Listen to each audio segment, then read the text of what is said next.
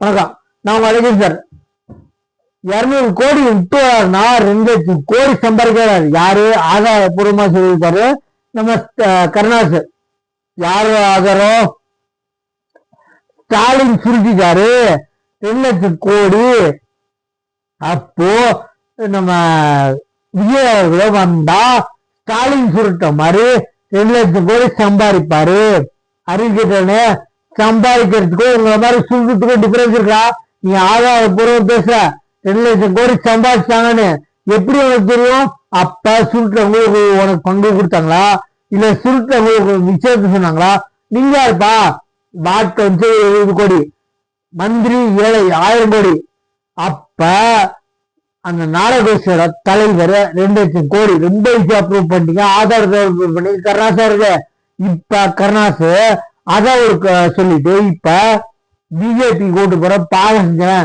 ஆமாமா, திமுக போல ரொம்ப புண்ணியம் செஞ்சிருக்கோம், மாற்று கட்சி இல்லாமதான் போட்டுனா அறிவிக்கிட்ட நாய்களா உங்களை உட்கார வச்சோம். நீங்க வேலூர் உட்கார வைக்கல, வேலூர் உட்கார வைக்கிறதுக்கோ வேற மாற்று கட்சி இல்லாம போய் தொழிலாளர் உட்கார வைக்கிறது. நான் கெட்ட வார்த்தை ஜாக்கிரதை எடுத்துக்குவேன். என்ன இந்த கருணா சொல்றேன், பாவப்பட்ட ஜென்மங்கள் மட்டும்தான் பிஜேபி கூட்டு போல என்ன டெய்லி சொல்றான். ஆல்ரெடி சொன்னதுல 2 லட்சம் கோடி சம்பாதிக்கிறான்னு சொல்றாரு. பக்கா ப்ரூவ் பண்ணிட்டாரு. நம்ம ஸ்டாலின் 2 லட்சம் கோடி அடிச்சிட்டாரு. அதே மாதிரி விஜய் வந்தாருன்னா சம்பாதிப்பாருன்னு சொல்றாரு. சம்பாதிப்பாரு. அடுத்த விஷயம் என்ன செஞ்சா என்ன பிடிக்குது?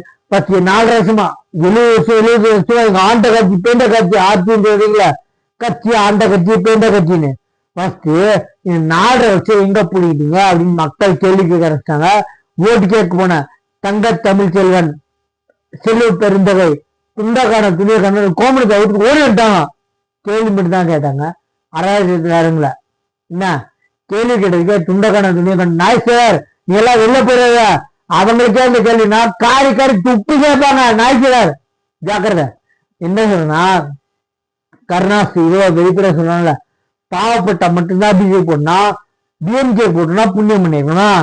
அறிவிக்கிறா டிஎம்கே வேற கட்சி இல்லாம மாற்று கட்சி இல்லாம தான் போட்டு உட்கார வச்சோம்.